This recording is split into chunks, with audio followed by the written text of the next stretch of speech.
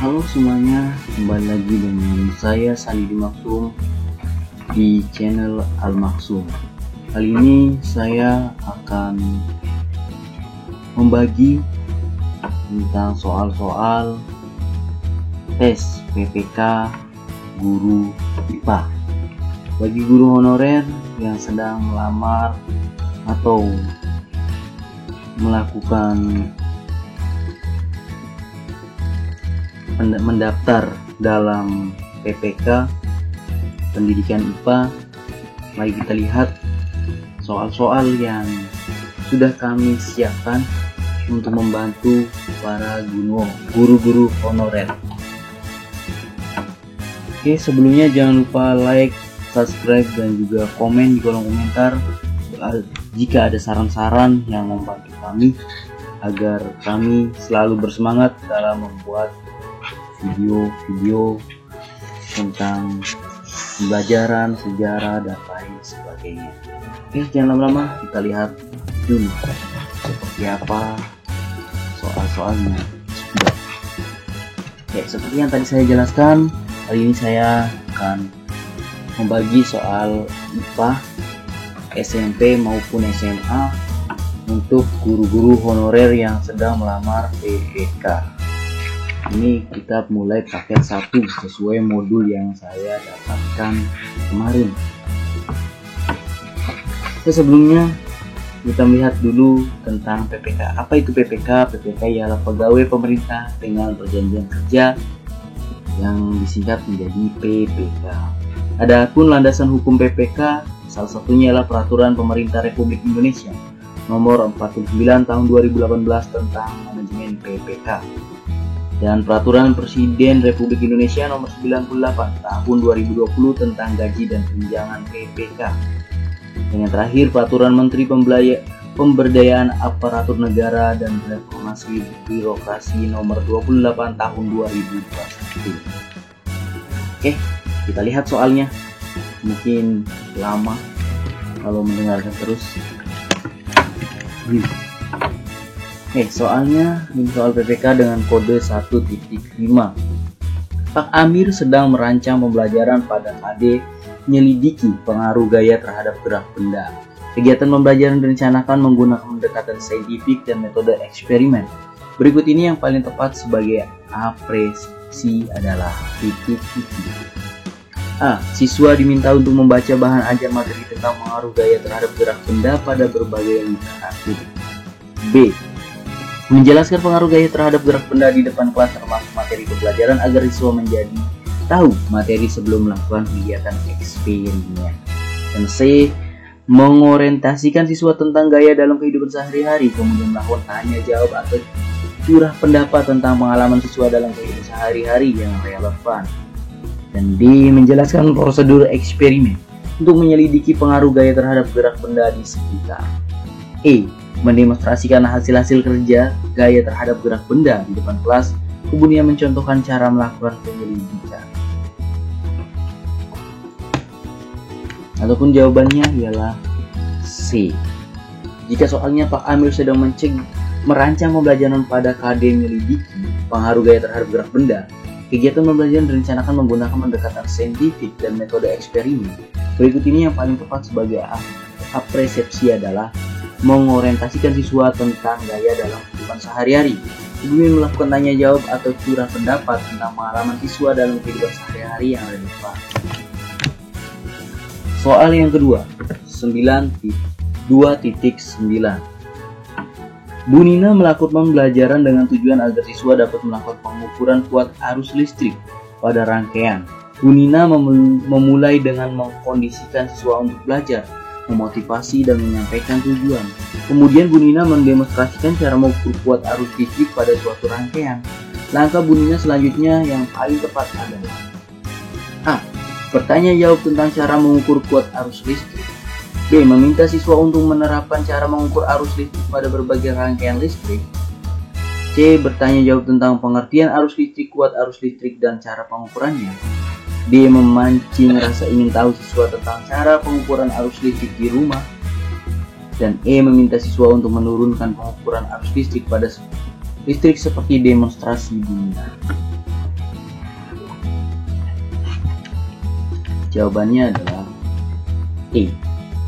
Jika soalnya ialah Bu Nina melakukan pembelajaran dengan tujuan agar siswa dapat melakukan pengukuran kuat arus listrik pada rangkaian, Bu Nina memulai dengan mengkondisikan siswa untuk belajar memotivasi dan menyampaikan tujuan. Kemudian Bu Nina mendemonstrasikan cara mengukur kuat arus listrik pada suatu rangkaian. Langkah Bu Nina selanjutnya yang paling tepat adalah meminta siswa untuk menurunkan pengukuran arus listrik seperti demonstrasi Bu Nina.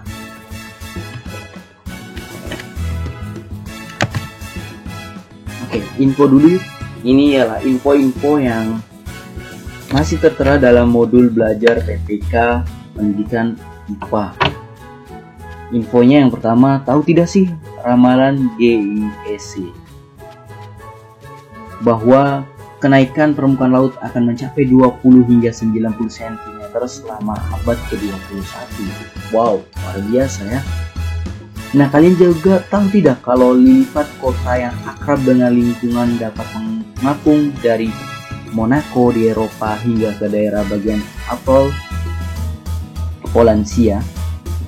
Hal ini terinspirasi dari daun lipat Amazonia Victoria Regia dari keluarga Nymphaeas.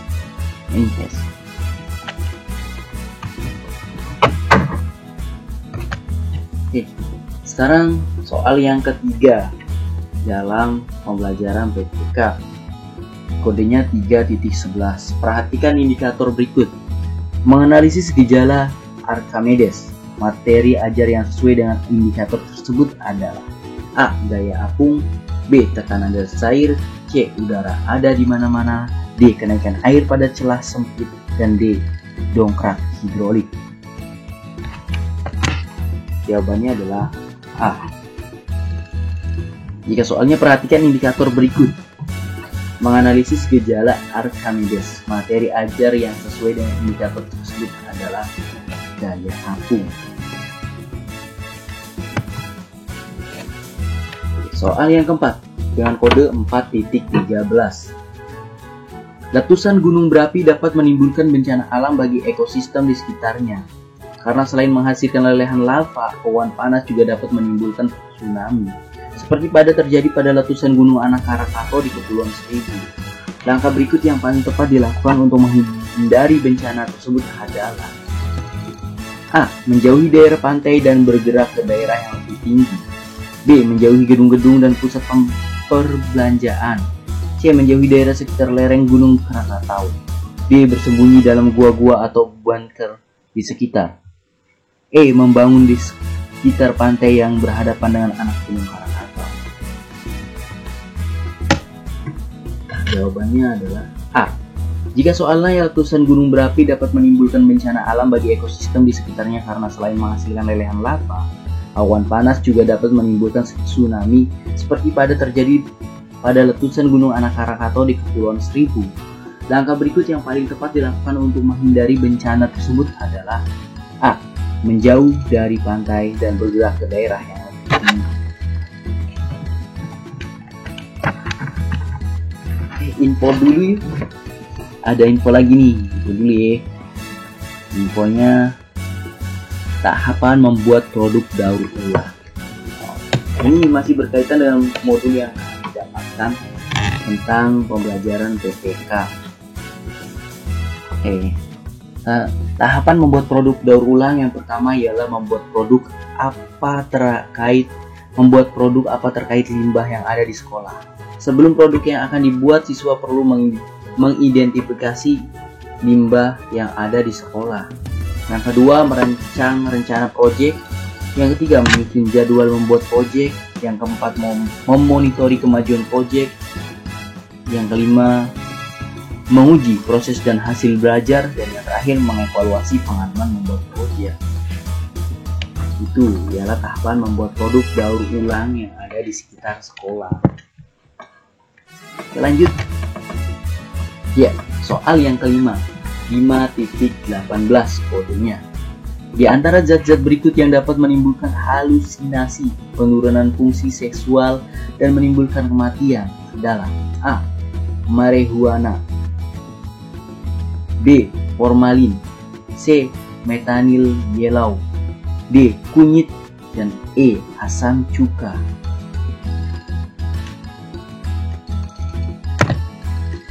Jawabannya A. Jika soalnya di antara zat-zat berikut yang dapat menimbulkan halusinasi, penurunan fungsi seksual dan menimbulkan kematian adalah marihuana.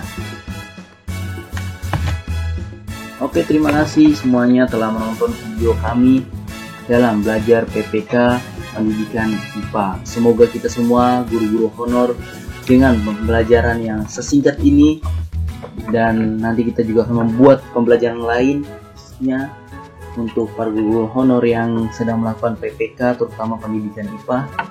Semoga sukses selalu, semoga kita semua berhasil dalam tes PPK ke depannya. Terima kasih, salam dari kami. Jangan lupa like, subscribe, dan juga komen.